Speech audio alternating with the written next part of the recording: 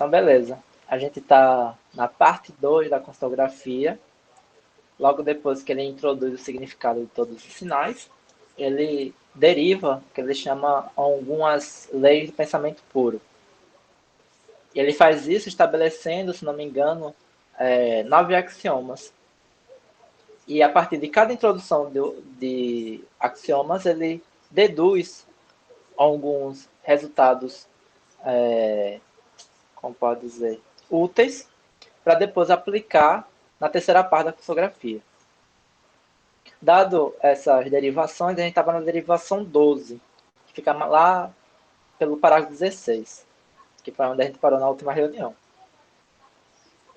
Então, prosseguindo, as proposições 12 a 17 e a proposição 22 mostram como pode se modificar a ordem quando atuam diversas condições. Então, fórmula 12. Temos essa condicional toda, lembrando que a criptografia tem como sinal básico a condicional e a negação. Então, esse aqui é o antecedente e isso aqui é o consequente.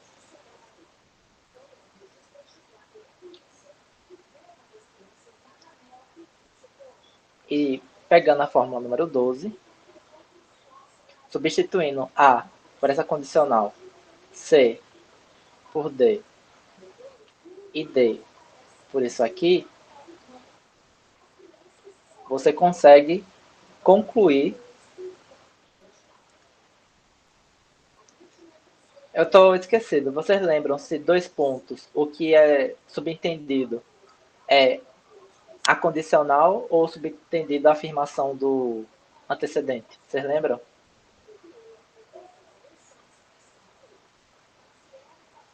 Eu tô tentando Não, me lembrar, peraí, viu? não tô lembrado não. Eu acho bom voltar rapidinho lá e pra gente...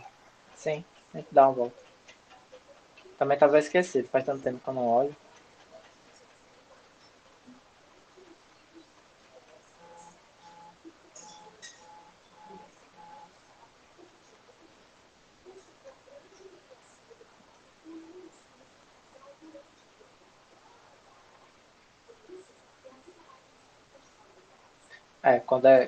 Aparentemente, quando é 4 pontos, que subtende antecedente. E quando é 2 pontos, o que subtende a condicional. Tá vendo aqui?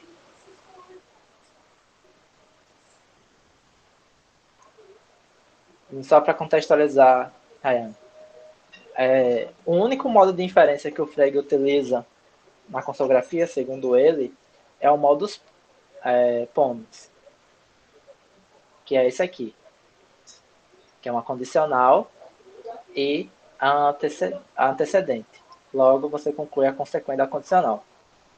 E ele estabelece uma notação que simplifica essas derivações caso tenha uma cadeia muito grande, que é o seguinte: quando ele coloca 2 pontos, ele está dizendo que está aumentando essa proposição que ele deu o nome de x, que é a condicional que, sendo considerada junto com essa antecedente, você conclui a consequente, que é A. Então, você pode perceber implicitamente que a única condicional que pode satisfazer essa dedução seria se B, então A, que é essa condicional aqui de cima. E quando esses 4 pontos, isso significa que o que está sendo subentendido é a fórmula que tem como nome esses xx, que ela é simplesmente a antecedente dessa condicional. Esses os 2 tipos de abreviatura que o Frege utiliza. Certo?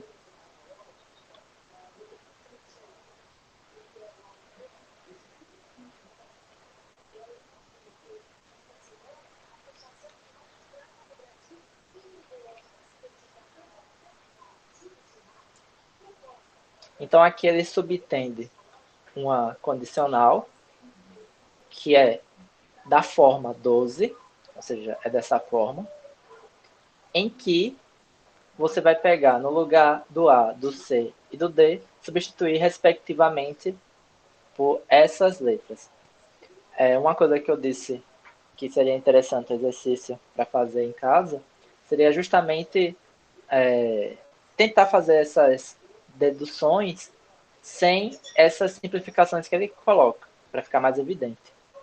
Então, essa aqui é tomado como antecedente de uma condicional que tem essa forma, da mesma forma da 12, só que substituindo A, C e D por essas respectivas letras, e você conclui essa outra condicional aqui, que ele chamou de 13. Tá dando para entender, Rayane, mais ou menos? Assim, ainda está um pouco confuso para mim, mas eu já consigo perceber algumas coisas lógicas aqui. É só pensar no seguinte, tirando a notação que é estranha, as derivações de Frege seguem a seguinte forma. Ele só precisa de uma condicional e de um antecedente, e a conclusão sempre é um consequente. E aí o que ele faz? Ou ele omite a condicional e te dá a antecedente e a consequente, e você consegue desvendar, entre aspas, o qual seria a condicional por meio da antecedente e a consequente. Por quê? Porque você tem a antecedente como uma das premissas e a consequente como a conclusão. Aí você faz uma condicional em que tem essa antecedente e essa consequente. Tá dando para entender o que eu estou explicando? Mais ou menos. Estou quase pegando. Tem como repetir novamente? Sim.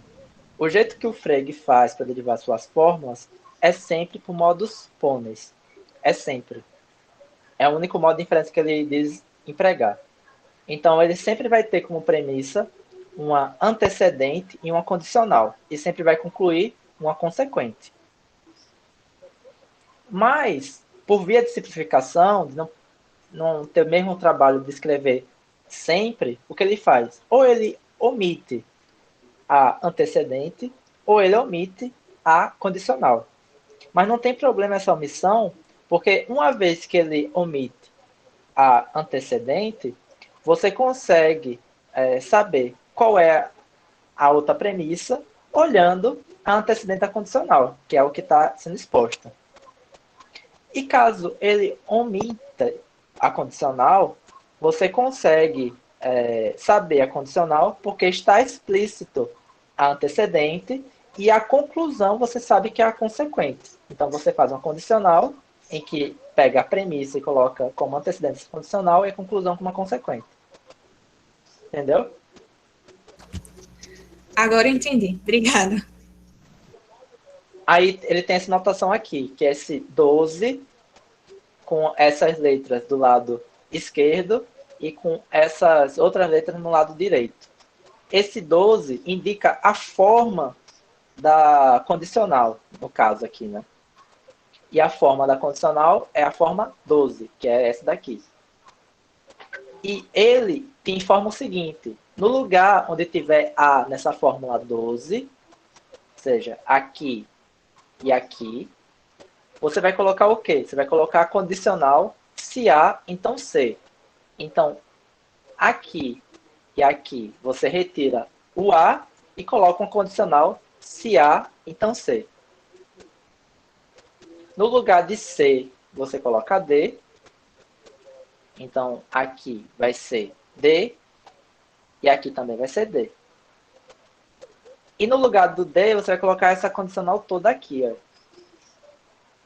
Então, você vai colocar essa condicional toda nesse lugar, meio como se estivesse encaixando peça de Lego mesmo. Imaginar tirando essa letra D e enroscando essa outra parte, onde está o D e onde está o D aqui embaixo. E aí você vai conseguir obter a condicional enorme que foi omitida por esse processo aqui. Beleza? Beleza. E aí ele afirma o quê? Ô, Ele Alan, afirma que... Opa. só falando aí que você falou se A, então C, mas é se C, então A, né? Desculpa, se C então A. Perfeito. Obrigado, viu? Se C então A. Porque a condicional do Frege é lido de baixo para cima. Obrigado, Oswaldo. Aí, belezinha. Então, o que ele está dizendo? Ele está dizendo que essa fórmula aqui, 12, junto com a condicional de forma 12, porém substituindo essas letras por essas outras sentenças aqui, por modus ponens, você conclui essa aqui. E essa aqui, usando ela como premissa, junto com a condicional, que tem a forma 5, aí vamos voltar lá para saber qual é a forma 5.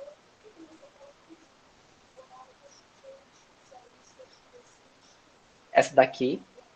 Porém, substituindo essas letras A, B e C por, respectivamente,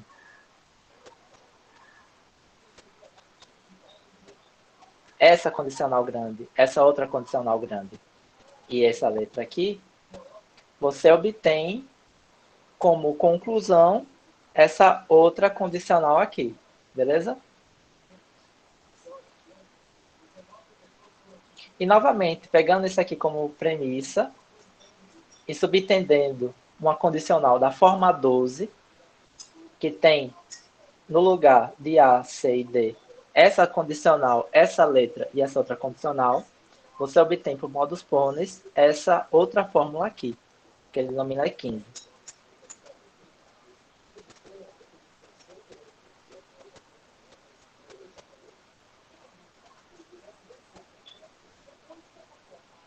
Eu parei porque eu não entendi muito bem essa barra aqui.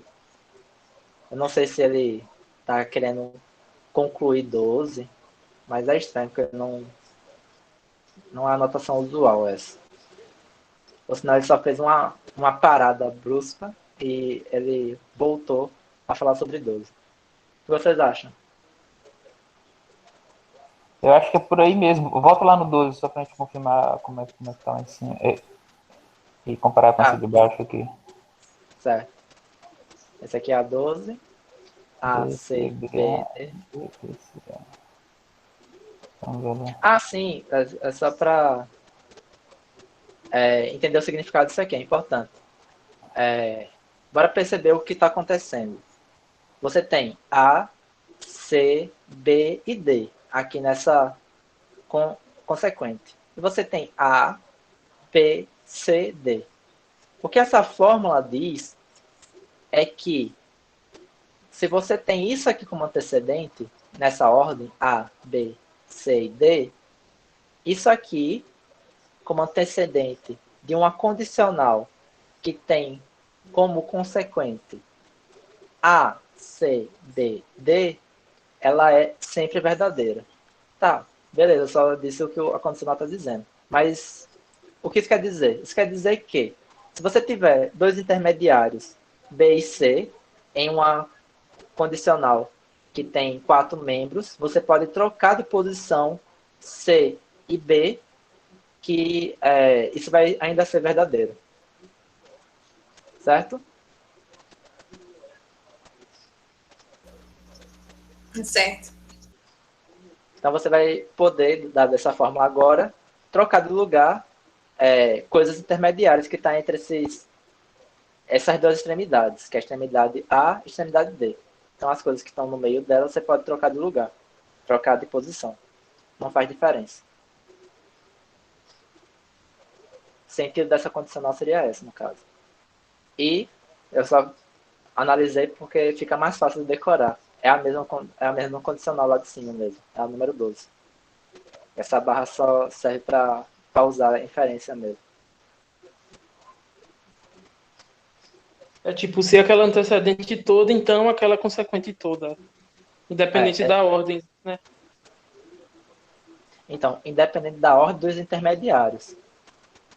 Isso que eu quero dizer. Tipo, o A, C, B, D e o outro é A, B, C, D.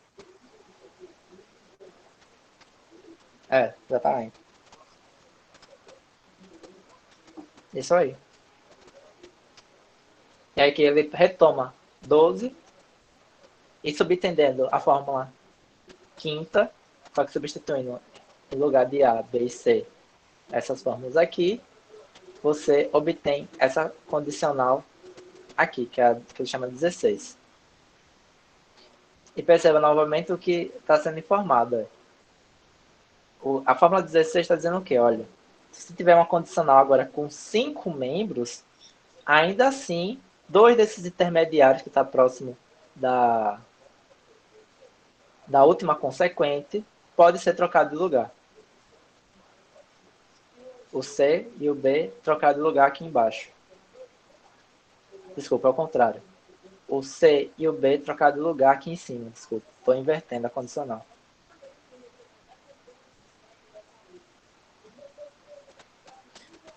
E aqui ele vai pegar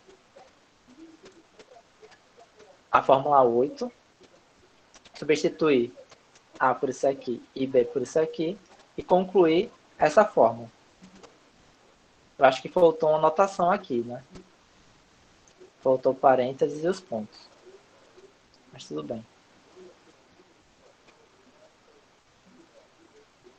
Faltou anotação aqui.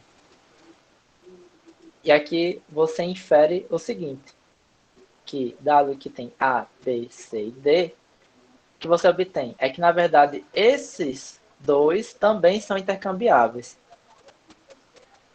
Então já deu para perceber mais ou menos qual é a tentativa que ele está fazendo aqui, né, de deduções desses enunciados, né? Ele está tentando provar justamente essa intertroca entre antecedentes de uma condicional. Dá para ver isso? Ou só eu que estou enxergando e viajando parte dessa interpretação? Eu acho que é isso mesmo, né? Dado no caso desse logístico, você pode trocar, né, os antecedentes todos, a consequente vai ser o mesmo, né? Exato. Mas ele precisa provar isso, né? E ele Uhum. está provando para cada caso. Ô, Alan, posso pedir um favor? Você Pode ser. poderia ir em 8? Que eu tô aqui no Posso. quadro, eu vou tentar pegar dali de baixo, de onde você estava, e chegar em 8 de novo. Tá, vamos lá. 8 é essa daqui. Tá. Lá ele pede para trocar o A e B. Então deixa eu fazer aqui. Troco o A por A e B.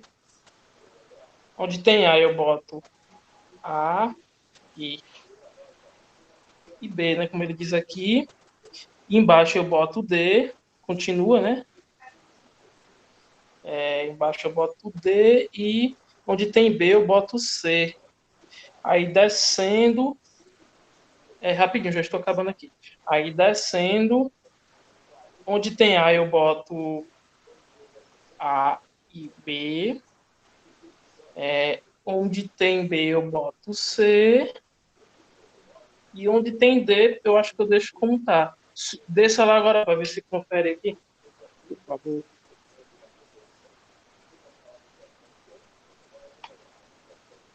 Confere. Exatamente.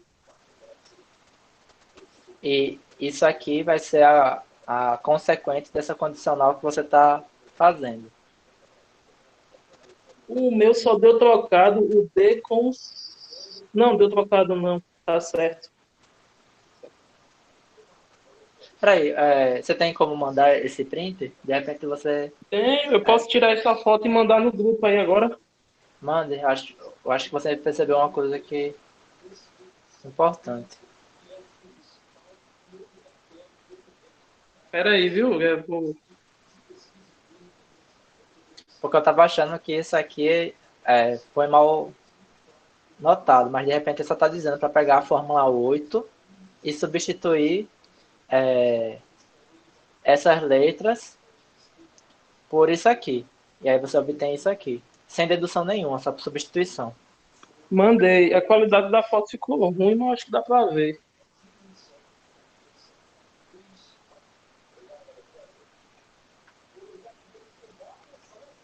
Tá no canto inferior direito Certo. da imagem. Deixa eu fazer aqui uma dinâmica para dar para ver os dois simultaneamente.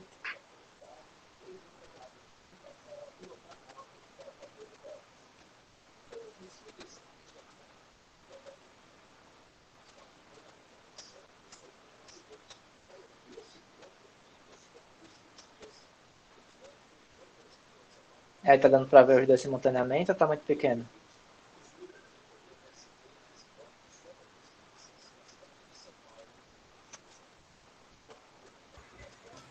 Tá dando pra ver. Tá dando pra ver, sim. Certo. Então, expeditor, você pode tirar esses parênteses e esses dois pontos. Porque realmente o que ele está querendo dizer com essa notação é que basta pegar a fórmula 8, substituir A por essa condicional e B por C, que você obtém a fórmula do lado direito. Nesse caso é sem regras de diferença, só por regra de substituição. Só que eu não lembro dele ter introduzido essa regra no uso dos sinais. Você lembram alguém? Oswaldo, Moisés, Expedito, Mandei uma Emerson. foto melhor do que essa lá. Mas já deu pra ver, sim. Ah, Tá então certinho. ok. Então ok. Essa substituição, não tô lembrado também não. Mas foi importante o Expedito fazer, porque realmente bate. Aham. Agora eu acreditei, tá ligado? Porque, tipo, não tava desacreditando de você, mas, tipo, uma coisa é fazer, tá ligado? Outra coisa é a gente imaginar sendo feito. Quando a gente faz, realmente se convence mais. Sim. Não, dá pra você fazer isso com todas as formas da parte 2. Se você quiser continuar fazendo, é muito bom. Eu posso depois fazer e mandar no grupo. Belezinha. Tranquilo. Então vou voltar a apresentação de tela cheia de novo.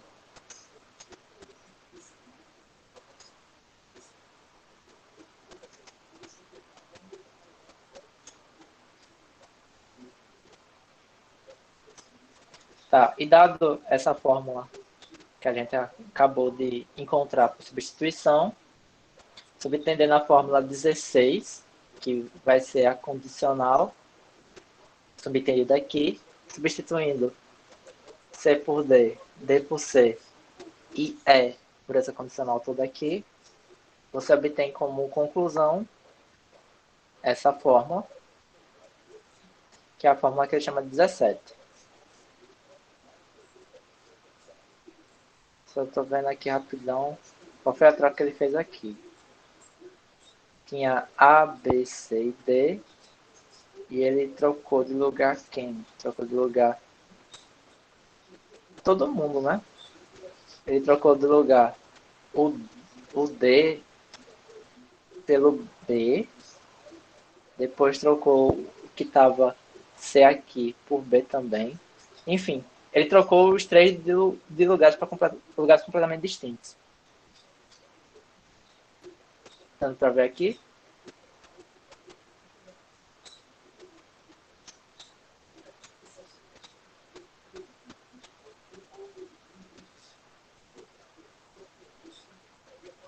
É o que o Oswaldo falou.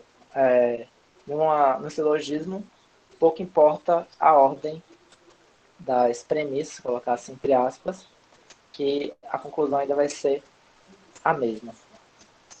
Então acho que ele vai tentar esgotar todas as possibilidades de troca desses sinais aqui.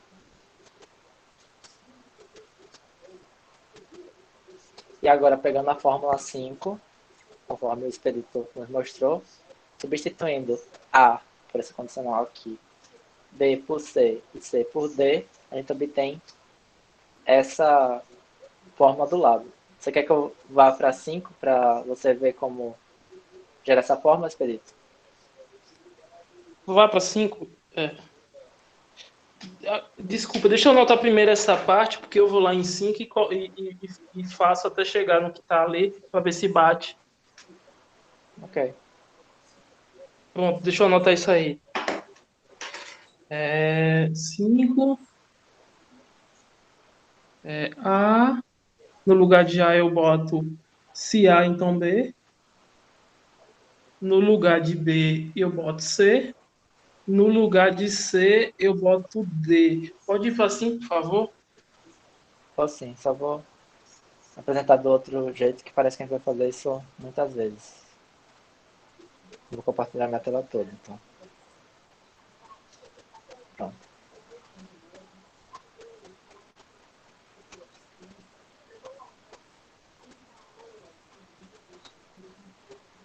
Fórmula 5 é essa daqui. Tá. No lugar de A, eu boto A, então B. No lugar de C, eu boto D, né?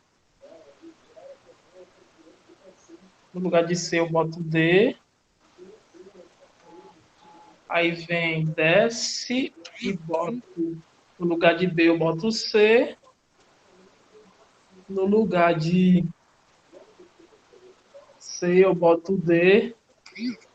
No lugar de A, eu boto se A, então B.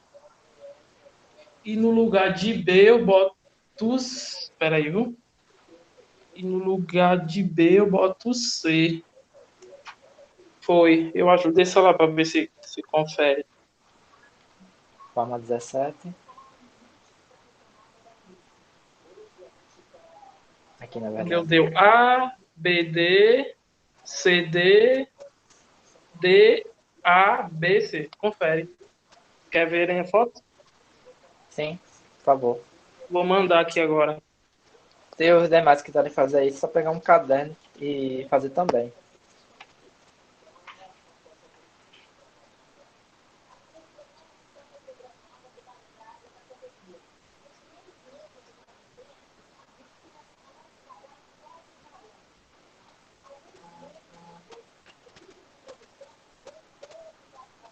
Mandei já no grupo aí, veja se chegou.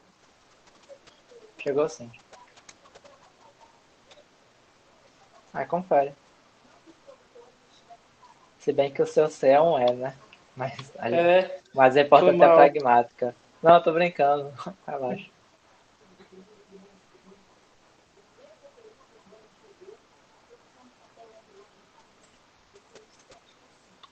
E aqui você subtende a condicional da forma 16 e substitui essas letras por essas respectivas formas.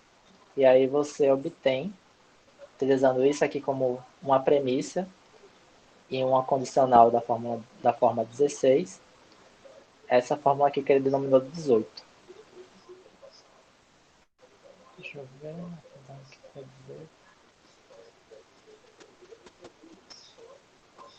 Vocês entenderam mais ou menos o sentido dessa fórmula 18?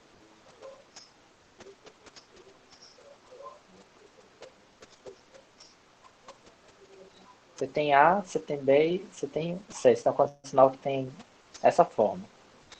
Se C, então B, então A. E você tem uma outra condicional, que é se D, então C. Isso significa que você tem uma outra condicional que tem B como antecedente, D como antecedente e A como consequente.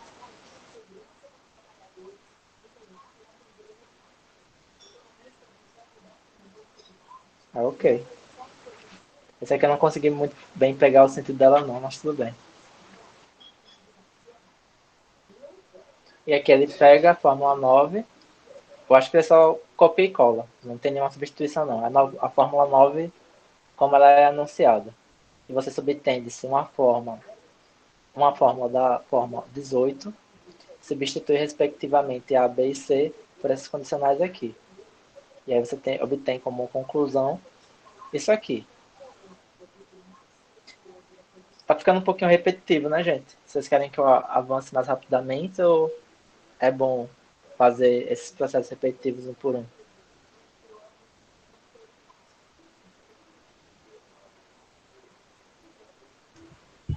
Nem sei. Tá repetitivo, mas por mim dá pra continuar assim.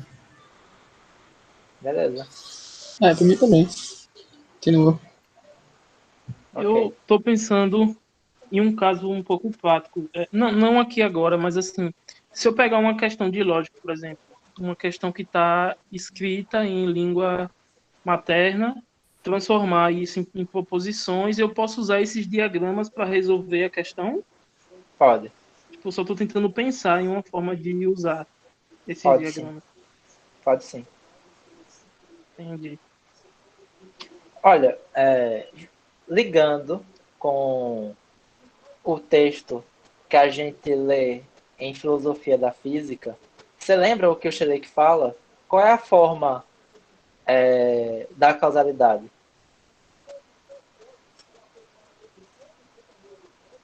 A forma lógica da causalidade. Ele fala no início do texto. E a gente. Uma forma tautológica, né? Não, ele chama de forma de implicação. Lembra? Implication forms. Exatamente. Ou seja, todas as relações causais você pode reduzir uma condicional. Que é, por incrível que pareça, essa ideia que já subjaz na consografia. Lembremos o prefácio, a consografia surge como uma linguagem para expressão de raciocínios em textos científicos. Então, basicamente, todas as relações causais das ciências naturais, elas podem ser reduzidas a formas condicionais. E caso não forem reduzidas a formas condicionais e tenha conjunção no meio, o Frege também tem uma notação para conjunção. Mas, geralmente, em enunciados científicos, o que impera são enunciados condicionais. Porque o que você está dizendo é, se caso existir determinados entes, esses entes estão numa relação de implicação. Da forma que a gente encara isso como o ente A causa algo no ente B. Entendendo o ente de uma maneira genérica, pode ser eventos, processos. No caso do Schlick, é processo, né? No caso aqui do Frege vai ser proposição, então vai funcionar de qualquer jeito. Então, sim, isso aqui é aplicado a raciocínios em língua materna. O Frege dá até exemplos. Você gosta dos exemplos que o Frege dá, porque o Frege dá exemplos na física, por exemplo. Mas você pode pegar, por exemplo, o manual de lógica do Mortari, transformar aquelas coisas que ele coloca em condicional, a partir de equivalência, e tentar aplicar essas regras do Frege. A parte de lógica proposicional do Frege foi mostrado que é completa. Então, você, a partir da lógica proposicional que Frege já introduziu, você consegue derivar todas as fórmulas que a gente usa na lógica proposicional do Mortari, etc. e tal. O que é muito bizarro, para falar a verdade, porque eu fico me pensando como é que um cara cria uma linguagem formal completa antes, vamos dizer, da conceituação formal de completude. Que intuição do raio da Celebrina foi essa que o cara conseguiu desenvolver um sistema completo antes dessa avaliação formal de completude? Não compreendo, simplesmente. Espero um dia compreender. Mas vamos lá. Vocês entenderam o que eu falei agora?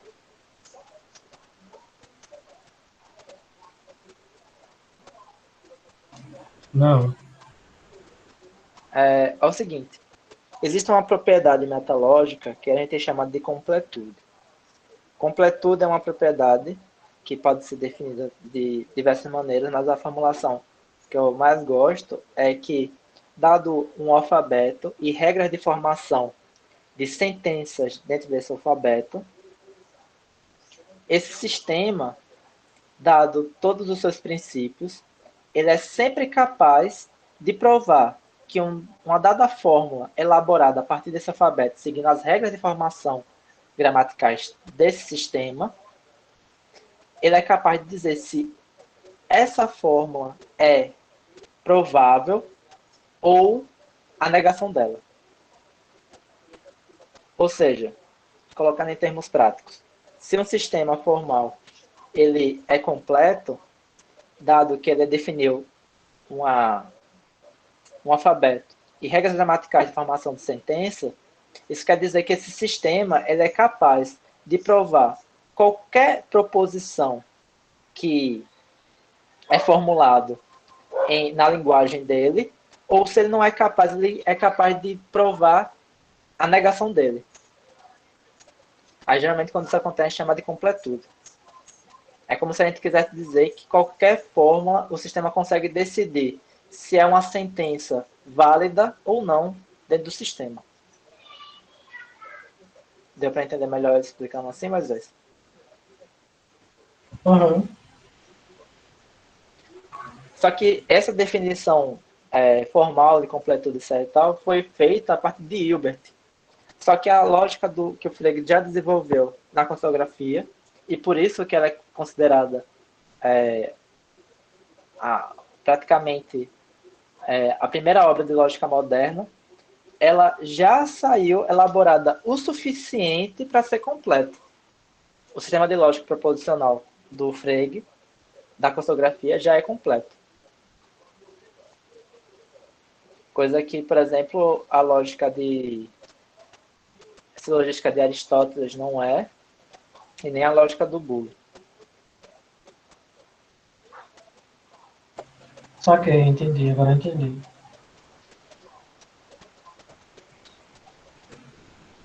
E por que é importante falar que se um sistema é completo ou não?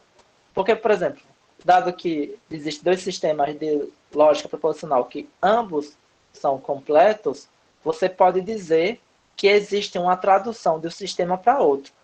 De tal forma que você pega qualquer enunciado de um sistema e consegue traduzir ele em uma fórmula do outro sistema. Então, dado que a lógica proposicional de Frege é completa, então o sistema de Mortari, que também é completo, você consegue traduzir as fórmulas do sistema de Mortari para a fórmula da criptografia, e vice-versa.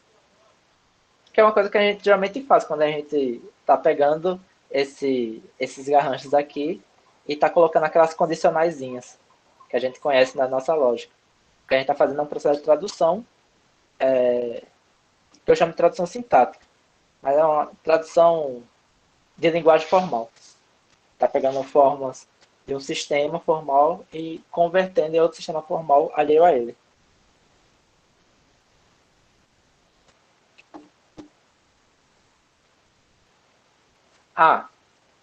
E aí, tá bom, vocês podem perguntar, desculpa essa digressão toda, mas é interessante. Você pode perguntar, sim, mas que utilidade tem isso? Bom, na época que desenvolveu essas coisas, eu não sei que utilidade tinha. Mas, posteriormente, essas questões de tradução ou não, se o sistema é completo ou não, é o que possibilita o que a gente chama atualmente de virtualização, que é a capacidade de qualquer dispositivo como pode dizer, qualquer computador, ele é capaz, não importa a velocidade, poder, como pode dizer, criar uma máquina virtual que é capaz de desempenhar essas tarefas. Talvez eu tenha sido obscuro falando isso. Capaz de traduzir um sistema em outro, que você está querendo dizer? Exato. Por exemplo, como é que programas que rodariam em computadores de 20 anos atrás, a gente consegue rodar em computadores atuais? Seus sistemas eletrônicos são totalmente diferentes. A arquitetura é diferente, a maneira que as memórias RAM se comunicam com o processador é diferente, a máquina em si é diferente. Como é que programas criados para rodar nos primeiros computadores, a gente ainda consegue rodar nesses computadores atuais? É porque eles são considerados completos e esses computadores que a gente está usando também são considerados completos. Então, isso quer dizer que há uma tradução dos algoritmos daquele computador para esses, de tal forma que a gente pode fazer com que esse computador simule o computador antigo para fazer rodar a aplicação. É o que acontece com os emuladores de videogame. Para o computador mesmo. Então, isso seria como pode dizer, uma aplicação prática do conceito de completude. Só que esse conceito de completude não é o completude de lógica proposicional, já é um outro tipo de completude. Mas é só para mostrar qual é uma das aplicações de tais metateoremas lógicos. Então, dado que dois sistemas é completo, então você quer dizer que um é capaz de virtualizar o outro. Ou seja, pegar e criar uma máquina virtual que consegue rodar todas as aplicações que o outro computador roda. Porque você é capaz de traduzir sentença por sentença a linguagem da máquina A para a linguagem da máquina B.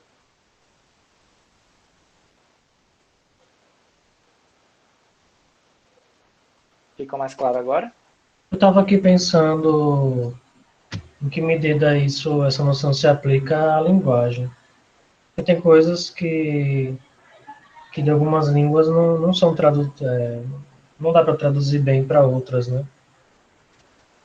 Então, isso é interessante, porque o que você vai precisar definir é o que é traduzível, né?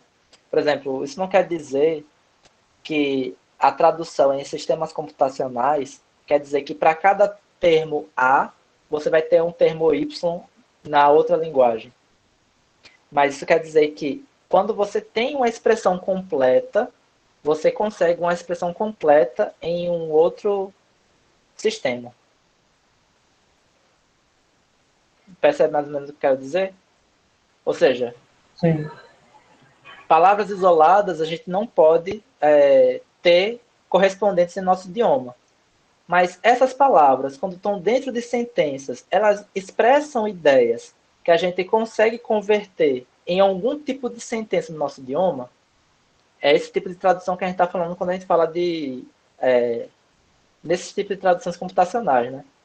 Não é porque a gente consegue uma correspondência um a um entre todas as palavras do sistema A para as palavras do sistema B. Geralmente a regra é por expressão completa mesmo.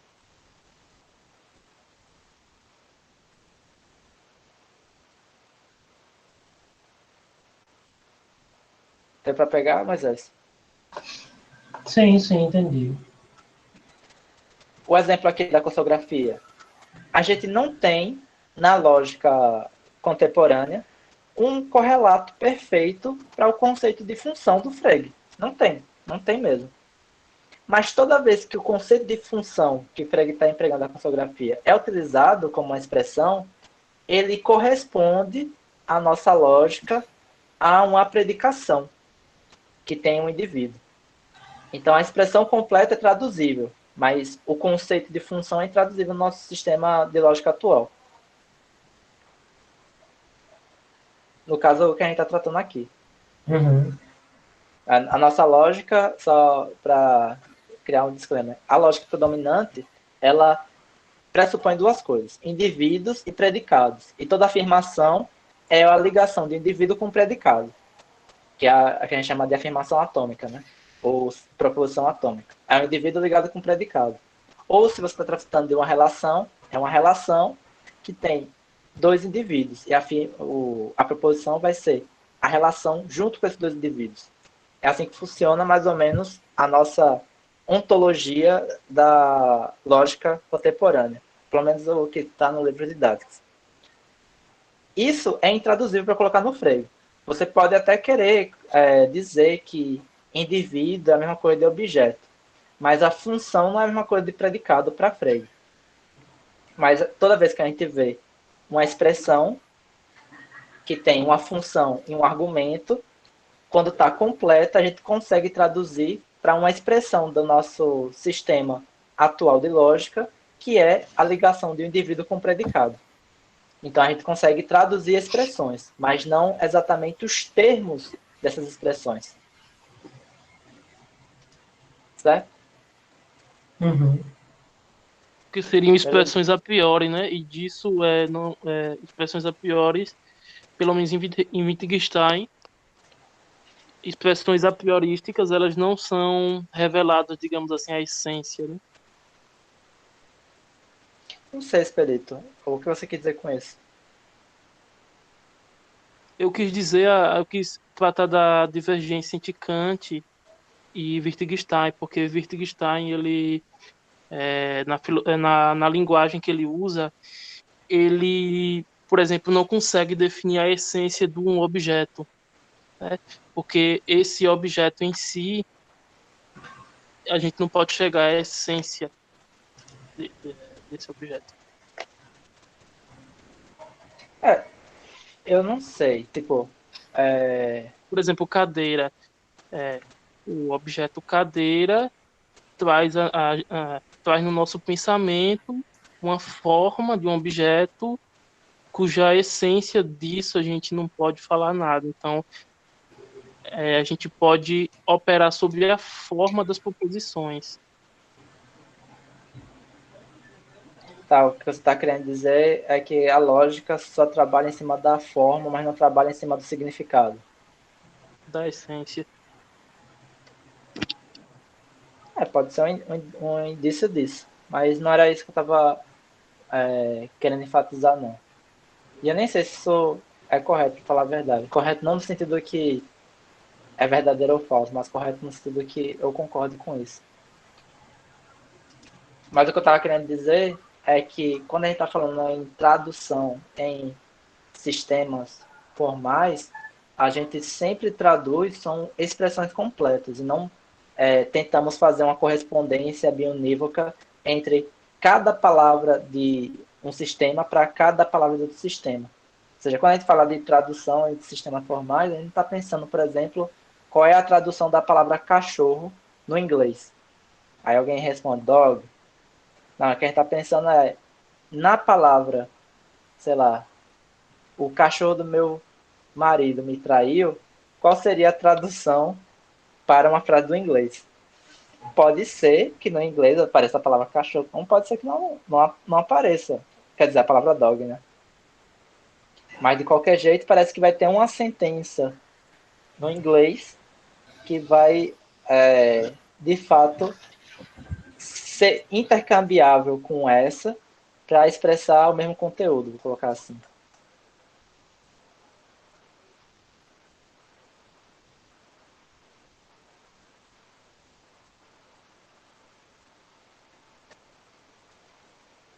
Tá, continua então? Alan, não, só uma dúvida. Nesse caso, então, você explicou. Então, a tradução ela seria puramente semântica, então.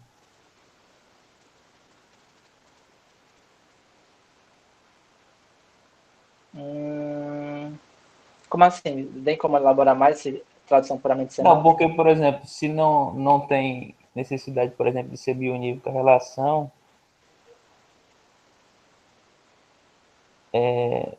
então a forma que é construído ali não é o mais importante, mas o que é importante é o que aquilo quer dizer, né? E se é completo ou não, ou seja, se pode exprimir tudo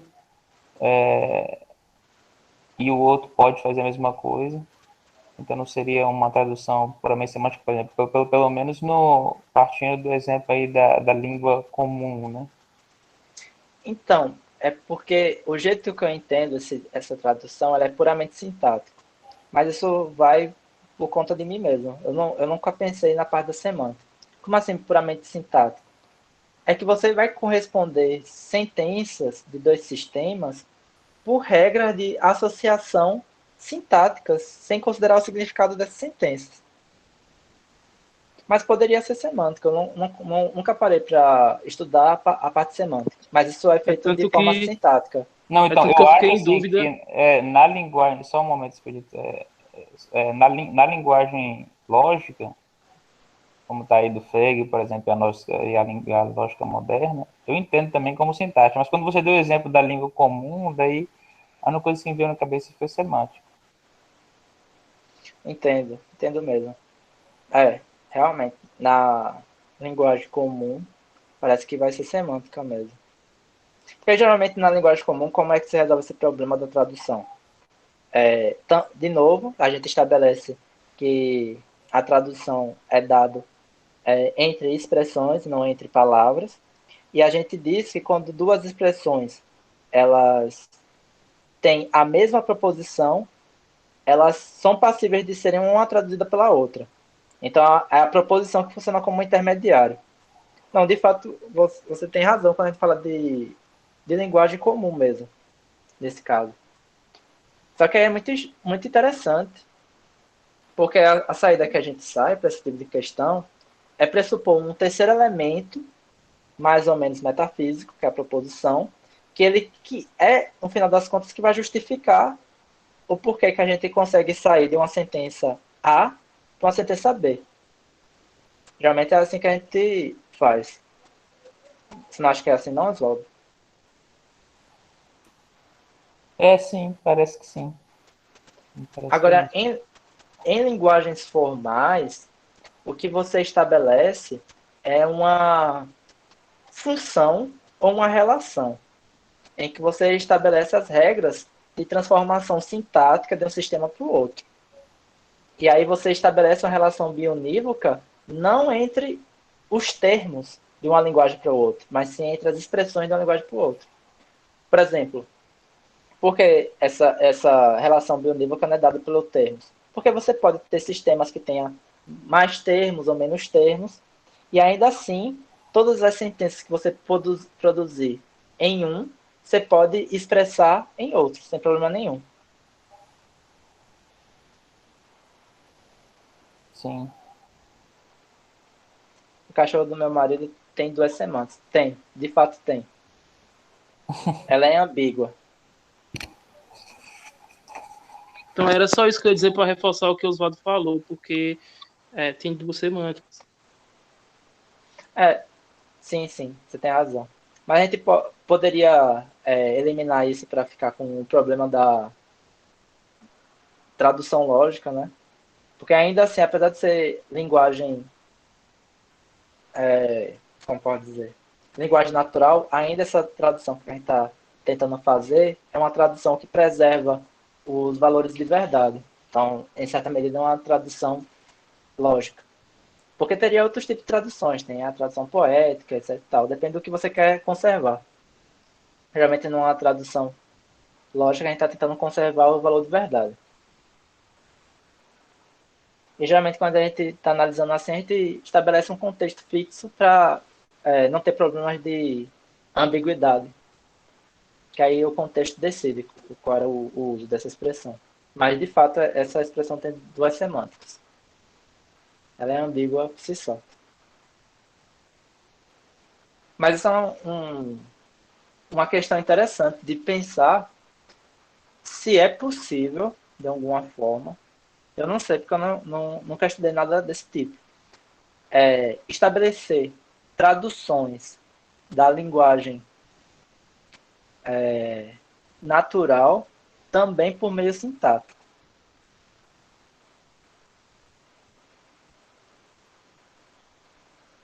Me parece que sim, eu acho que eu sou da posição que sim.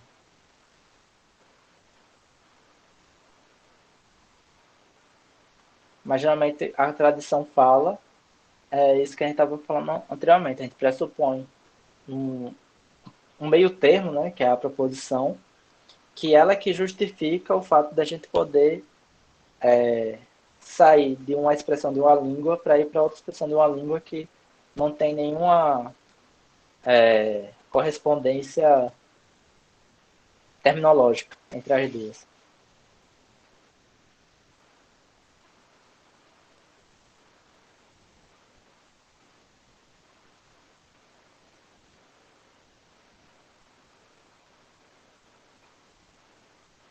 Então, o cara que enunciou isso que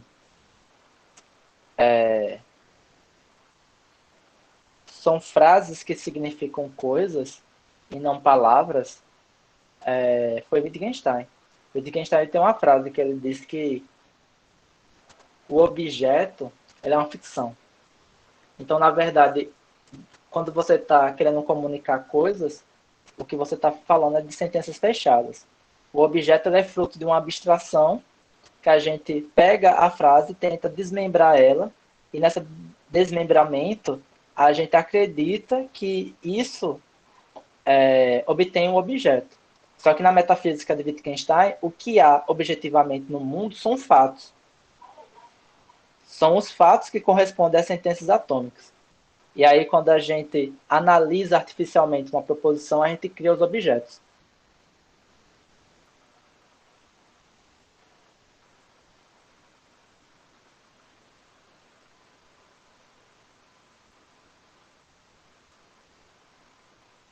Como assim uma renovação? Você só pode relacionar, pô. Porque as palavras a priori só denotam. Em Wittgenstein, as palavras a priori só denotam. Denotam algo. Em Wittgenstein, isso? Sim. Que estranho. Você lembra alguma coisa do Wittgenstein falando que as palavras denotam? Pra mim era o Russell que afirmava isso. Não lembro disso, não, denotação. O que eu sei do Wittgenstein, não sou especialista, nem estudo profundamente, é que o Wittgenstein discorda do Russell justamente nesse ponto. Porque realmente o que tem em realidade ontológica são os fatos. E os fatos, eles são figurados ou representados, e na verdade é figurados mesmo nessa acepção, pelas proposições atômicas. O Wittgenstein. Beleza, Moisés, muito obrigado, viu? E aí, a Obrigado partir. também. Depois eu vou dar uma olhada na gravação. Tranquilo.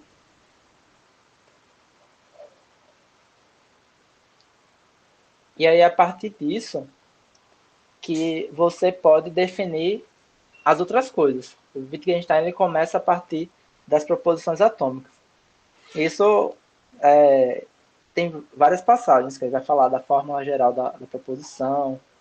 E ele tem algumas passagens que ele fala que a gente concebe o objeto a partir de um tipo de abstração ou ficção em cima das proposições. Não sei, você de repente está falando do segundo Wittgenstein, que eu não estudei. Mas do primeiro, o que ele afirma é que ontologicamente o que há são os fatos e as proposições, que têm sentido completo, denotam, né, nesse sentido, os fatos. Ou figuram os fatos, na verdade. Esse negócio de denotar objetos está mais próximo do Russell, eu acho. Eu acho, não sei. Faz tempo que eu não leio o Wittgenstein. Mas pela letra do Tractatus que eu vi, era isso.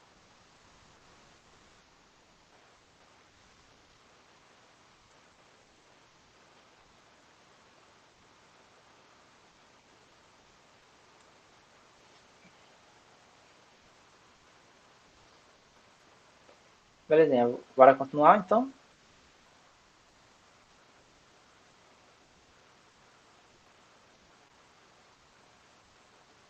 Ok. Pode continuar aí por mim.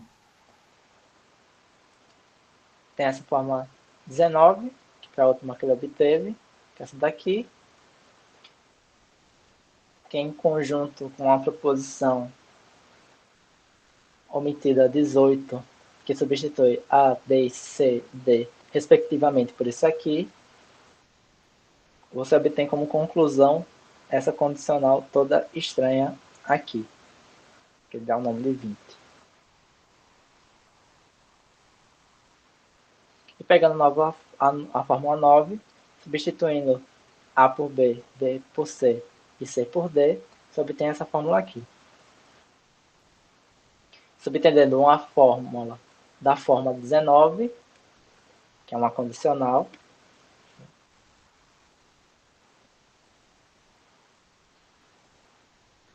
em que você substitui B, C e D por essas coisas aqui, você obtém como conclusão por modus ponens isso aqui, que é a fórmula 21.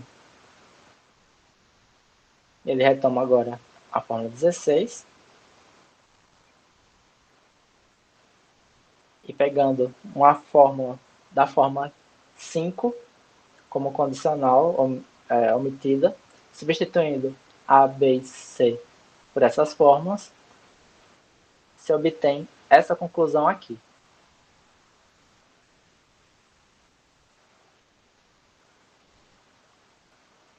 O que você está fazendo é provando para quase N antecedentes, né? Porque aqui novamente só está trocando o lugar C por B.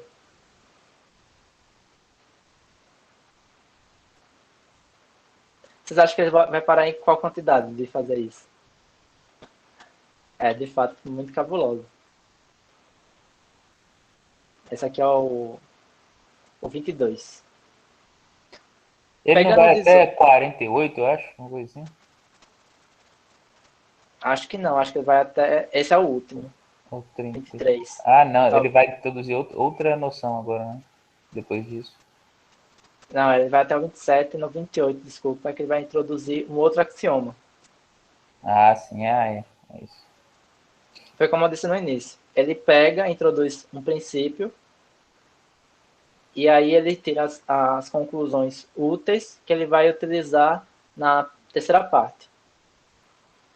Ou ele vai ter que provar as intermediárias até chegar nas formas úteis. Eu estou chamando de formas úteis, mas você entende o que eu quero dizer, né? Não quer dizer que as outras sejam inúteis. Mas ele precisa demonstrar certas coisas na terceira parte que ele precisa antes derivar aqui nessa segunda. E aí ele introduz o axioma e ele já começa a derivar já na introdução desse axioma. Ele não faz igual o que a gente esperaria desde Euclides. Introduzir todos os axiomas e depois fazer todas as derivações. Não, ele pega, introduz um axioma, faz todas as derivações que ele consegue fazer só com aquele axioma, introduz outro. E aí ele tenta derivar tudo que ele consegue a partir desse axioma e do último que ele já colocou atrás. E todas as deduções que ele fez antes, naturalmente. E assim por diante.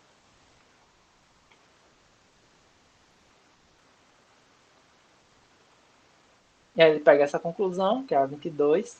Não. O que eu acho foda é isso. Essa barra aqui engana. Eu não sei que ele está de fato interrompendo ou se ele está começando uma nova. Aqui parece que está começando uma nova, porque ele está pegando a fórmula 18, substituindo A, B, C e D para essas fórmulas aqui. E aí o que gera essa condicional toda estrambólica. Isso obtende uma condicional que substitui C por E, D por C, E por essa condicional aqui e F por essa. E isso ele obtém essa conclusão toda aqui. Ele chama de 23. E aí ele pega a fórmula 1, substitui A pela condicional, obtém essa fórmula. Subtendo uma condicional da forma 12, em que você substitui B, C e D por essas fórmulas respectivamente. E aí você conclui essa fórmula 24. E aí você pega essa fórmula 24, tira de premissa, subtendo uma condicional da forma 5, em que substitui A, B e C por essas fórmulas, e você obtém como conclusão essa fórmula 25. E aí você pega a fórmula 1, pura e simplesmente, subtendo uma condicional 8, que substitui D por A, e você obtém essa outra condicional aqui, que é chamada de 26. Caramba, essa simples aqui demorou pra cacete pra derivar, viu?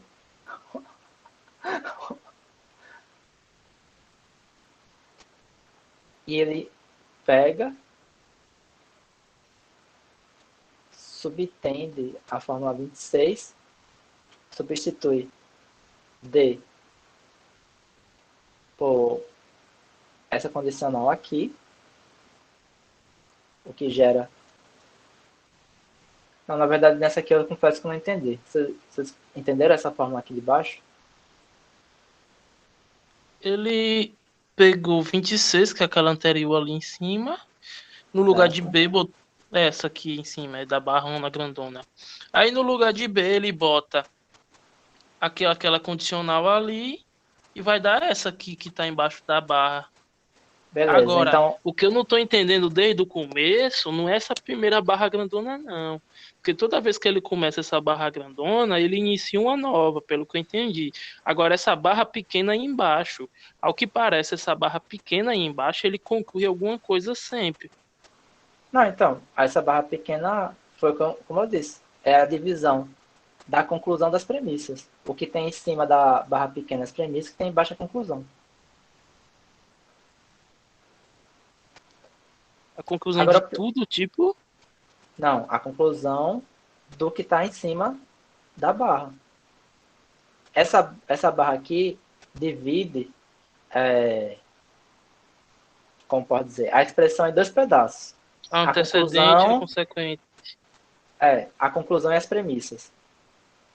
O que está embaixo são a conclusão e o que está em cima são as premissas. Normalmente, como é o modus ponens, era para ter duas premissas. Aí o que ele faz? Ele pega e subtende uma delas a partir dessa notação. Por que eu fiquei confuso nessa daqui? Porque essa notação que ele usa é quando ele está dizendo que está subtendendo uma condicional. Só que ele não subtendeu nenhuma condicional aqui. Essa fórmula, tecnicamente, deveria ser igual a essa aqui, ó, que é só um número puro, sem um parênteses e sem os pontos. Tal como a gente já viu outras vezes. Deixa eu só mostrar. Aqui, por exemplo, ó, ele só coloca o número e coloca a letra que você tem e qual letra você tem que substituir. Aí você obtém essa fórmula do lado. Quando ele usa essa notação aqui, é para dizer que nessa dedução, em que tem essa premissa e essa conclusão, ficou subentendido uma outra premissa que tem como forma a 12, que é a condicional que falta para você concluir essa conclusão aqui. Entendeu? Sim. Só que aqui parece que deu um bug aqui na escrita, não sei se tem no original, em que em vez de só colocar simplesmente 26, eles colocaram 26 entre parênteses e dois pontos, que é o sinal que indica que ficou subentendido uma condicional. Só que aqui não, pelo que você falou, é a própria fórmula de cima, substituindo B por essa condicional. Então deveria estar sem parênteses. Concorda? É pelo que a gente vinha fazendo. Parece que é o caso mesmo, mas qual é o caso dos dois pontos ali? Os dois pontos você subtende a antecedente. Antecedente.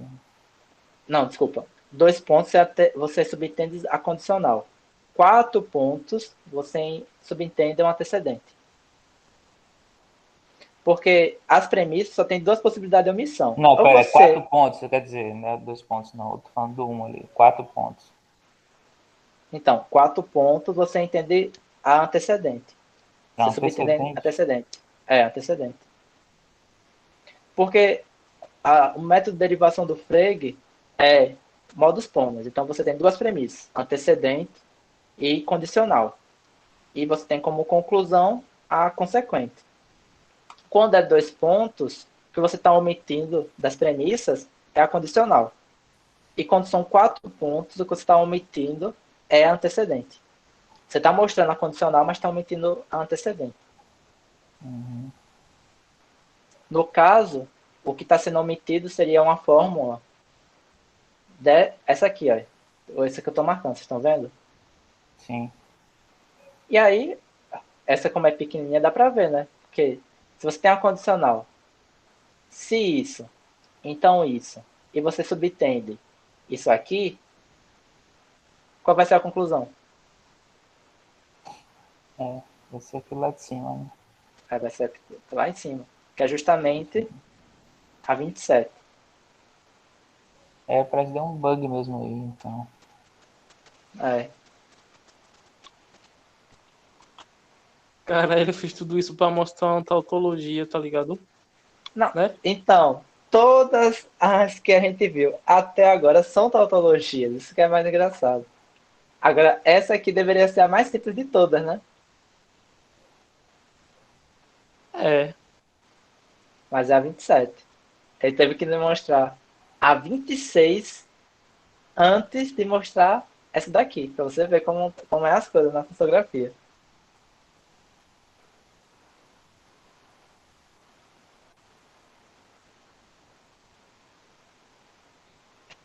E aqui está dizendo, não se pode simultaneamente afirmar e negar. Eu acho engraçadíssima essa fórmula aqui.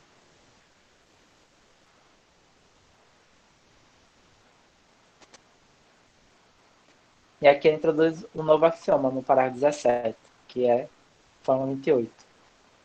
Que dado não, se A, então B, então se não A, então não B.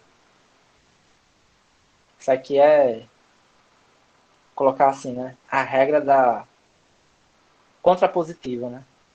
Se você tem uma condicional, desculpa, eu inverti de novo. Se tem uma condicional, se B, então A, então também vai ser verdade. Se não A, então não B. Certo? Entenderam aqui esse axioma? Sim. Se os dois são Significa. verdade, negar os dois também é verdade, desde que seja simultaneamente. Mas veja que troca, né? O consequente com o antecedente. É, A negação. na verdade, acho que seria melhor se B, então A, ou seja, se B implica A, então não A implica não B. Sim, é isso mesmo. Dessa forma aqui tem até um livro lá de dedução natural lá para poder provar isso aqui. Sim, regra da contrapositiva. É isso. Ponto positivo. Significa, o caso em que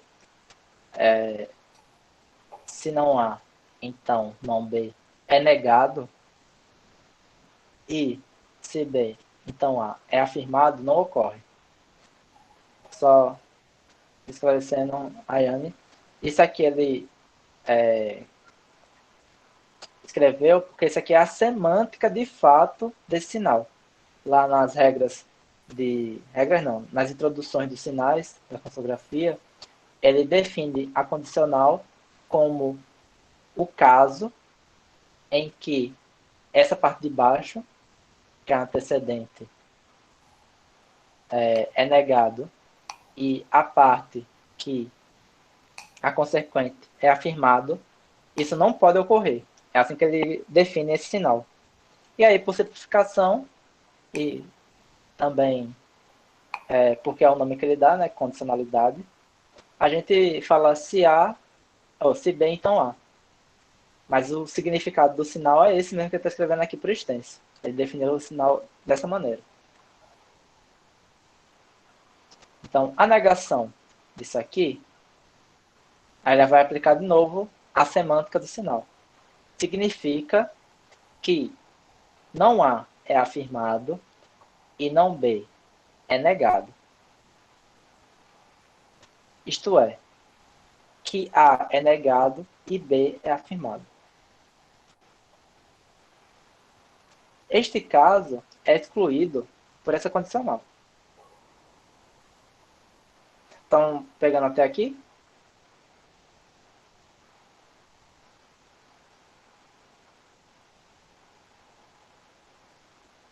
E porque os dois são afirmados por essa condicional aí, né? Se B, então A. Mas veja, se B, então A não é o caso que não A, então não B.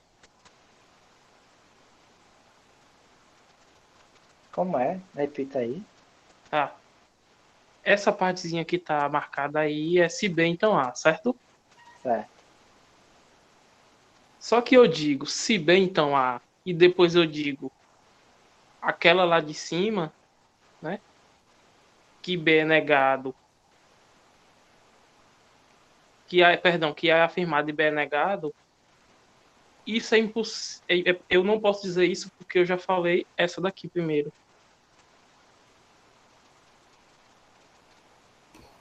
Eu entendi que ele fala que esse caso é excluído porque quando você fala se B então A, né? O caso que já está excluído aí é que B ele não pode ser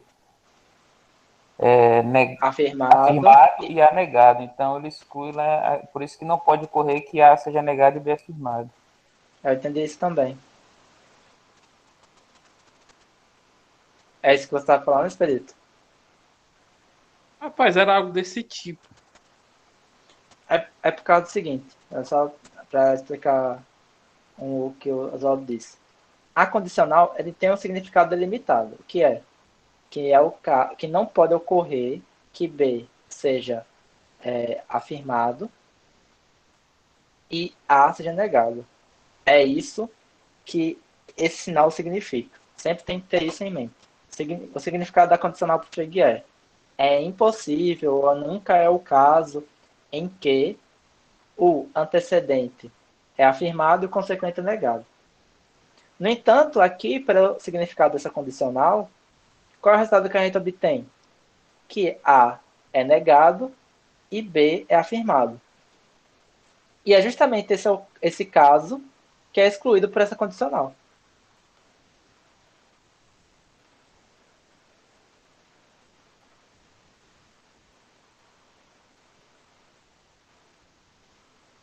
E Este juízo justifica a transição do modus ponens para o modus tollens. Por exemplo, digamos que B significa que a proposição de que o homem M vive e A significa que a proposição de que M respira. Então temos o juízo. Se da circunstância em que M vive pode-se inferir que respira, então da circunstância de que não respira pode-se inferir sua morte. Rapaz, pesado isso aqui, viu?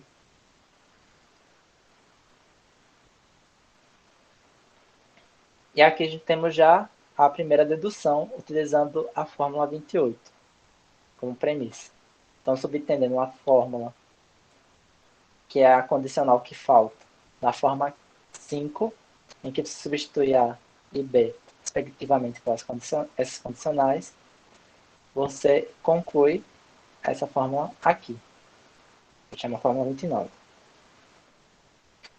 Se B e C conjuntamente são condições suficientes para A, então da negação de A e da afirmação de uma das condições C, pode-se inferir a negação da outra condição. Ok?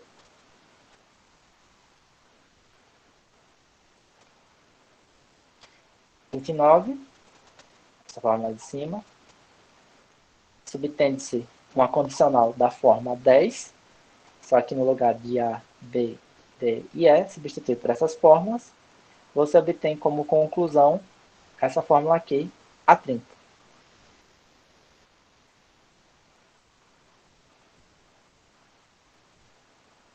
E aí acaba, esse é o último útil que ele acha que tem que provar. Ele já vai introduzir um novo axioma, que é esse axioma aqui. Engraçado que se A, então A, não é um axioma, mas se não há, então A é. Engraçado essas escolhas. Mas é interessante que ele vai provando, né? Regrinhas que são regras derivadas mesmo, né? Então, foi isso que eu disse. São axiomas? São, mas todos eles são justificados semanticamente. Igual a lógica proposicional. Se você pegar os axiomas da lógica proposicional e você colocar eles na tabela verdade, eles sempre são tautológicos. Então, a tabela verdade meio que justificam semanticamente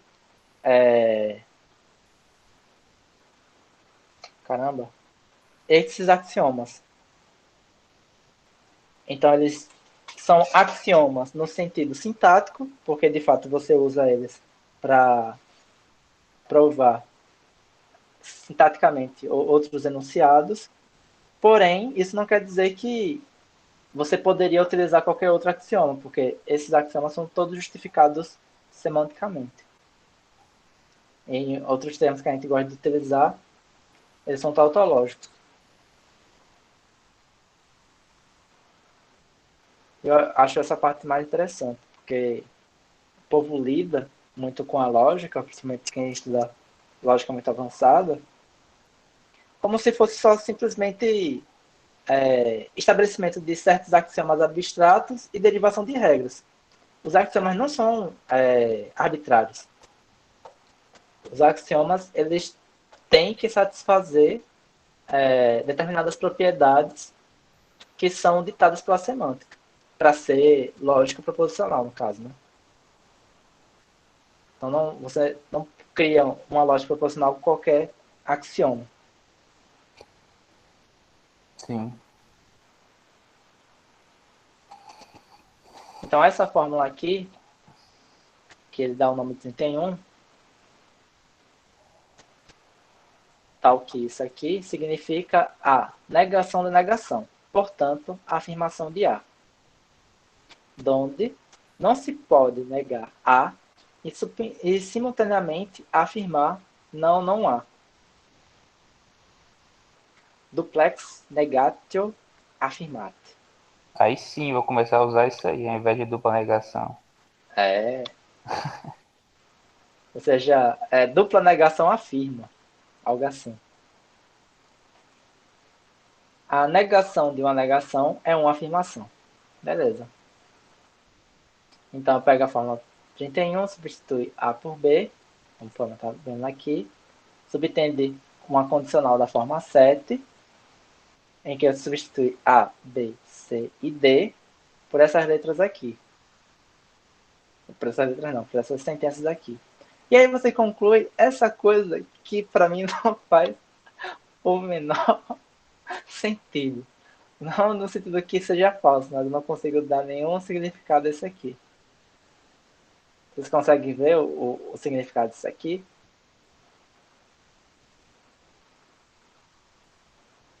Na verdade, a leitura disso aí tem que abrir antecedente por antecedente, né? Eu gosto de circular. A condicional tem principal, né? Tem isso aqui como antecedente e isso aqui como consequente. Aí na antecedente existe uma condicional em que isso aqui é antecedente e isso aqui é consequente. E na consequente existe uma condicional em que isso aqui é um antecedente e isso aqui é o consequente. Posso tentar ler essa daí? Pode.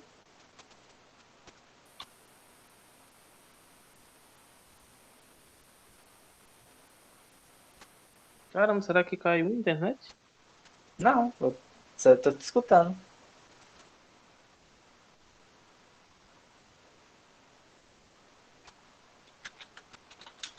A mim travou, mas voltou agora, ó.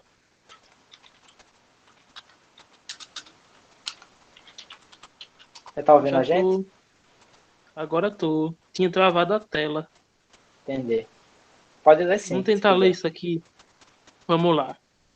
Começando da antecedente, né? Lá dentro da antecedente temos outra antecedente e uma consequente.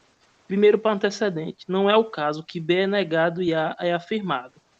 Certo? Calma. Aí vamos Calma. Não é o caso que que não B é B. negado e A é Não. afirmado. Que não B. Lembre que tem uma negaçãozinha aí. Não é o caso que não B é É. afirmado e A é negado. Se isso é verdade, então não é o caso que não A é afirmado e não B é negado. Disso, nós vamos para outra que diz o seguinte: não é o caso que não B é negado e A é afirmado. Se isso tudo é verdade, então não é o caso que não A é negado e B é afirmado. Ah, rapaz. Agora Vislumbrei na cabeça o que significa. Isso aqui em cima é uma contrapositiva, a antecedente é uma contrapositiva e a consequente é outra contrapositiva. Qual é a contrapositiva de se não B, então A? É se não A, então não B. É bem isso mesmo. Mesma coisa aqui em cima. Qual é a contrapositiva de se não B, então A? É se não A, então B. Então, essa regra, ela diz o seguinte, se essa fórmula é a contrapositiva dessa, então você pode eliminar a dupla negação. Que estranho, né?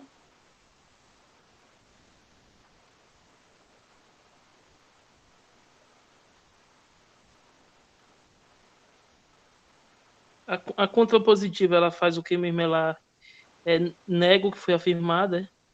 Não, a contrapositiva, ela inverte a relação de condicionalidade e na inversão da relação de condicionalidade, ela adiciona uma negação antes de cada proposição. Então, se você tem se A, então B, uma contrapositiva vai ser se não B, então não A. Você inverte a relação de condicionalidade e adiciona uma negação a cada uma das proposições. Que é o que aconteceu aqui nessa antecedente. Só que na consequente, você tem quase a mesma coisa, a diferença é que você eliminou a dupla negação. Você só colocou B.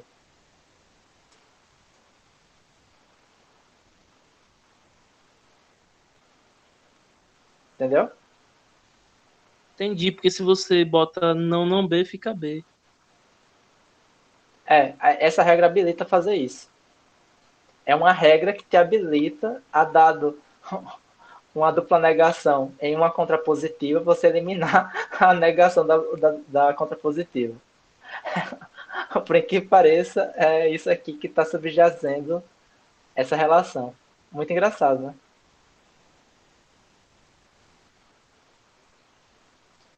Fórmula 32. Então você pega essa fórmula aqui, subtende a fórmula 28 como uma afirmação da antecedente dessa condicional. Ou seja, vai ser uma fórmula dessa forma aqui. Que você vai substituir P por não B. E disso você vai poder concluir isso aqui. Ou seja, a Aí é a contrapositiva. contrapositiva toda, né? Como assim a contrapositiva toda? Tipo, isso tudo aí é uma contrapositiva. Tipo, não é o caso que não B, então A. Aí em cima você tem como consequente, inverte B com A, nega A e a dupla negação de B afirma B. Exatamente. Só que aqui já é derivado, né? Não, mas é isso mesmo. É isso que você falou. Aí eu falei toda porque isso tudo aí, antecedente e a consequente, isso tudo já é a contrapositiva. Poderia ser uma definição de contrapositiva, um diagrama para uma contrapositiva. Assim. Então, mas ele já deu a definição de contrapositiva. A definição de contrapositiva é essa aqui, ó. Entendeu? Sim. Ou seja, foi o que eu falei. Você tem uma relação de condicionalidade entre A e B. Você inverte essa relação de condicionalidade e fica uma relação de condicionalidade entre B e A, e você adiciona uma negação em cada uma das proposições, que é o que está aqui em cima. Aí o que ele está mostrando? Se em uma dessas premissas tem uma negação, então em uma delas vai surgir uma dupla negação, certo? Porque você vai adicionar uma negação. Certo. Aí o que ele derivou? Ele derivou quando isso acontecer, você pode eliminar a dupla negação. E aí você fica só com a afirmação. É uma derivação, de fato.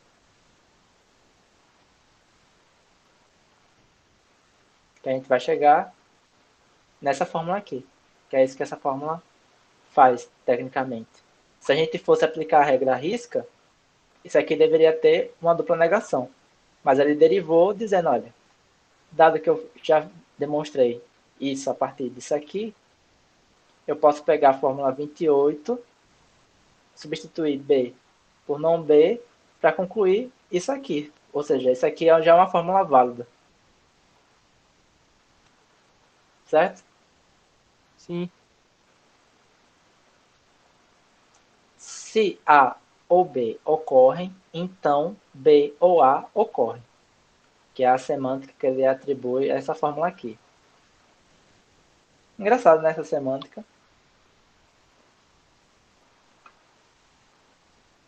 33.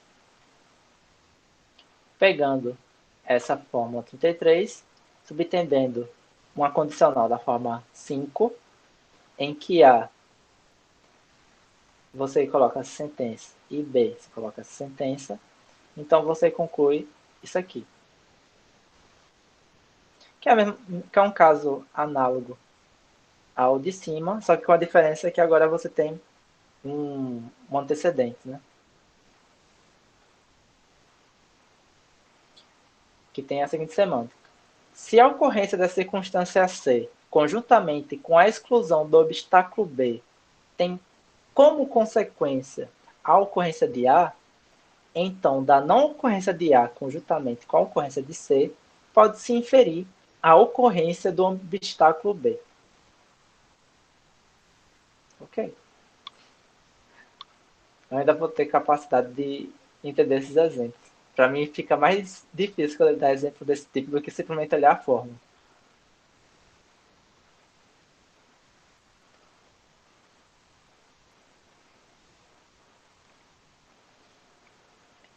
E aí ele vai, de novo, afirmar a fórmula 34, subentender uma condicional da forma 12, em que substitui A, B e D por essas letras aqui.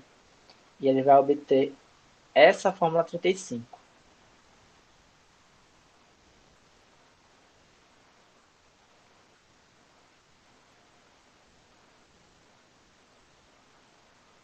A, B e C, não A, C e B. Ok, isso aqui eu não consigo pensar muito bem, não. Aí ele pega a fórmula número 1, substitui B por não B, obtém essa fórmula. E subtende-se uma condicional da fórmula 34, que está próxima, que é essa daqui,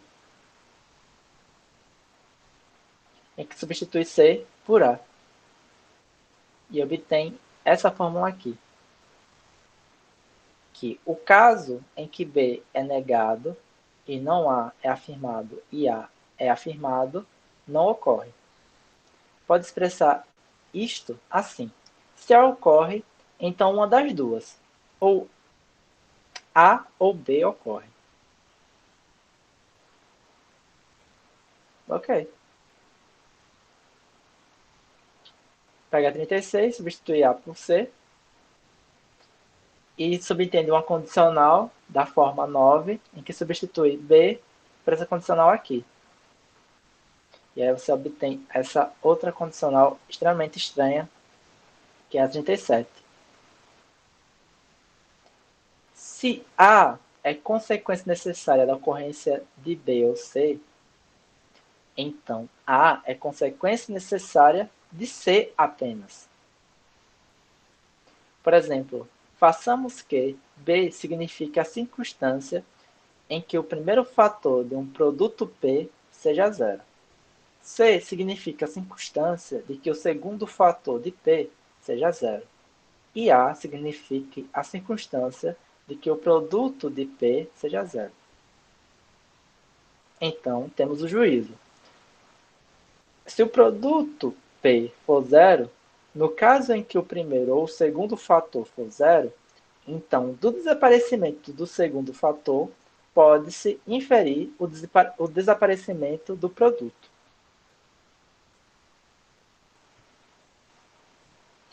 Ele reafirma 36. e subtende ou omite uma condicional da forma 8, em que substitui A, B e D por essas formas. E ele conclui a fórmula 38. Pega essa fórmula 38, subtende-se uma fórmula da forma 2, em que substitui A por B, B por A e C por não A, e ele obtém essa fórmula 39.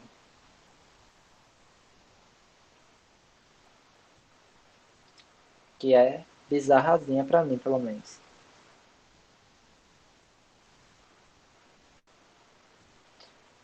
E, finalmente, ele pega isso como premissa, subtende-se uma condicional 35, em que substitui A por B, B por A e C para essa condicional.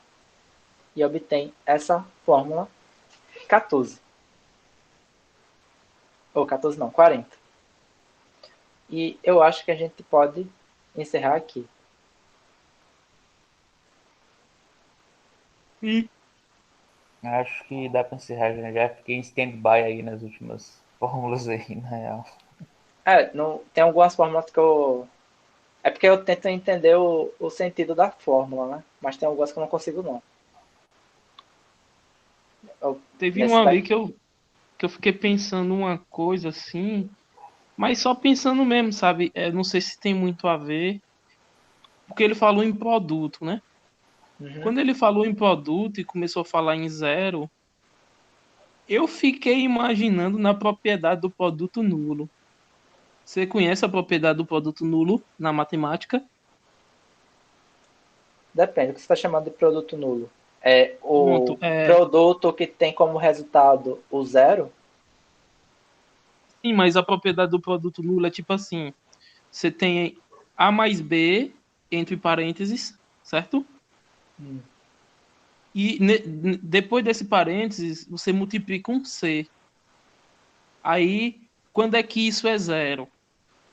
Aí é que entra a propriedade do produto nulo. Isso é zero nas condições em que A igual menos B ou C igual a zero. Essa condição que ele deu aí, não sei por que me lembrou isso, mas me lembrou isso. Talvez, se a gente escrever a propriedade do produto nulo e transformar isso em lógica, possa dar algo desse tipo aí.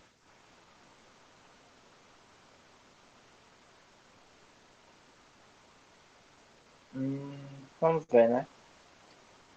Se o produto P for zero, no caso em que o primeiro ou o segundo fator for zero, então do desaparecimento do segundo fator pode-se inferir o desaparecimento do produto. Pode ser, mas está escrito de maneira estranha. Uhum, Eu tá estou até escrito de maneira achando, estranha. que talvez seja algum problema de tradução, né? Porque o que significa desaparecimento, né? Desaparecimento, ao meu ver, significa esse produto ser zero. Nesse sentido aí. Mas veja, se for isso, pode até ser, mas se for isso, não é muito informativo, né? Porque o produto P ser zero é a premissa, é a antecedente, na verdade. Ele já começa afirmando isso. Afirmando não, né? Colocando isso como antecedente condicional. Já está aqui, ó.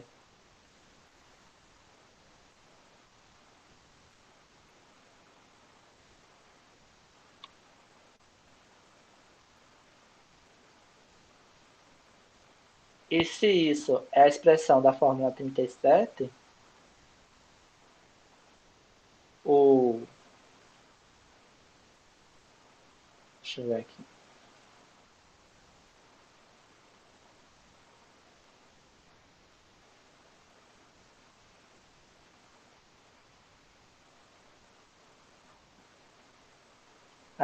Não entendo não. Porque supostamente isso aqui era para ser A, né? Significa a circunstância que o produto seja zero. Então, se o produto P for zero, ou seja, se A Só que o problema é que na fórmula 37, isso aqui não tá na antecedente, tá na consequente. Por isso que tá estranho isso pra mim. O que você acha, Perito? Eu acho que isso tá me lembrando muito a propriedade do produto nulo. Não, eu sei que tá te lembrando a Mas a propriedade do escrita produto nulo. a escrita tá arcaica, digamos, tá arcaica. É, arcaico pode ser um termo, mas não sei se é arcaico não. Não, eu usei arcaico por falta de termo. Só quis dizer que o produto nulo de uma forma escrita assim, não seria escrito dessa forma assim, sabe? Exatamente com esses termos. Porque assim, quando ele diz assim, ó, B significa a circunstância de que o primeiro fator de um produto P seja zero. Tá, então É, tem uma a expressão, circunstância. não, a expressão que ele está falando é a seguinte, olha, dado que o produto é igual a zero, ou A é zero ou B é zero. Não precisa nem você considerar A mais B nesse caso. Dado A vezes B igual a zero, ou A é zero ou B é zero. É isso que a fórmula que ele está tentando expressar nessa condicional aí. Entendi. Então isso não é a propriedade do produto nulo, não. Não, é isso que eu perguntei. O que você está chamando de propriedade do produto nulo? Aí você disse o que era. Se for simplesmente a propriedade que, dado um produto, o resultado dele é zero, uma desses. Qual é o nome que se dá a duas coisas que se multiplicam um pelo outro, que dá um produto? Multiplicando, né? Parcelas? Não, parcelas não. Parcelas é aquilo que você multiplica.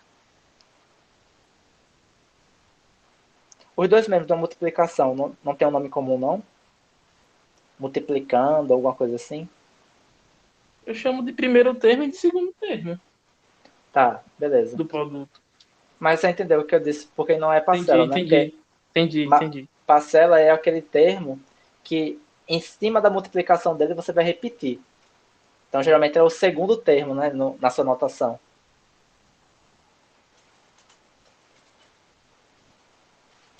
Não é, Expedito? Sim. Beleza.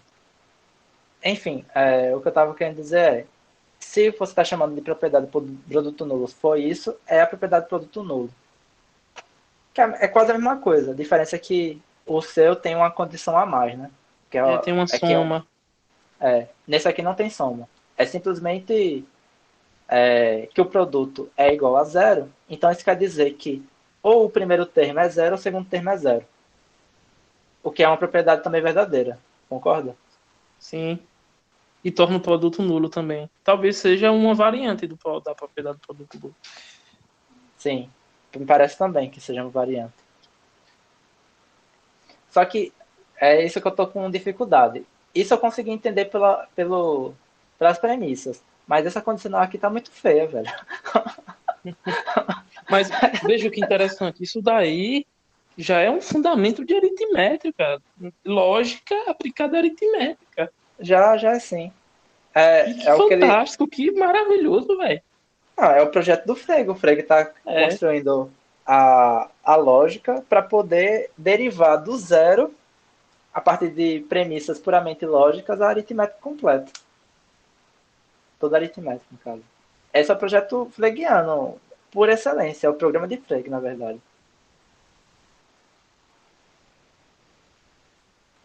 Mas é isso mesmo, você captou. Vai ficar mais interessante ainda quando ele começar a parte 3, que ele vai definir ordem, sequência, vai deduzir o princípio de indução, matemática. Vai fazer isso na terceira parte. Agora essa condicional ainda acho meio tronchinho, tá fazendo muito sentido para mim ainda não. Mas você tem razão, se produto nulo, propriedade do produto nulo, for uma variante. Não, isso aqui pode ser uma variante do produto nulo, tal como você eu acho definiu. que eu entendi essa parte de baixo aí, ó. Vamos. lê ali em cima, ó, A significa circunstância de que o produto P seja zero, certo? Então Certo. desça só um pouquinho para a gente ver os dois ao mesmo tempo. Não, na verdade, a fórmula que ele está expressando é a fórmula 37. Ah, tá. Ou é a fórmula 36? É isso que eu não estou entendendo. É a fórmula 37 ou a fórmula 36? Qual você acha que é? Eu tava achando que era essa aí. A 36? Beleza. Tava pensando que era 37, por isso que ele não tava fazendo sentido pra mim. Porque se A for o caso em que o produto é zero, né? Uhum. Aí você diz que não há. Quando eu digo não há, eu estou dizendo que o produto não é zero mais, é isso? É, Por essa, se. por esse É, diagrama aí. exatamente. É. Então, se o Você. produto não é zero, B não é zero. Eu acho que essa parte de baixo Não é não, porque fica faltando muita sobra. é. Aqui praticamente tem um, dois, vou colocar aqui, três, quatro, cinco preposições. Isso aqui tem três só. Que tem cinco preposições é essa daqui de cima. Ah, vai ser bem essa mesmo. Hein? E estava acontecendo com a estrutura do livro, né? Que ele estava introduzindo as condicionais depois dando um exemplo. Mas é isso que eu tô falando. Se for essa daqui, ela é muito bizarra, porque se o produto P for zero, isso aqui tá como antecedente, só que o A tá como consequente. Ah, não, mas eu entendi agora, porque isso aqui é um aposto. Então isso aqui vem antes, na verdade. Então, se no caso em que o primeiro ou o segundo fator for zero, o produto P for zero, que é esse daqui, então, do desaparecimento do segundo fator, pode-se inferir o desaparecimento do produto. Eu acho que o desaparecimento é. Se B for zero, o produto é zero. Exato. Exato. É isso. Se B ou A, né?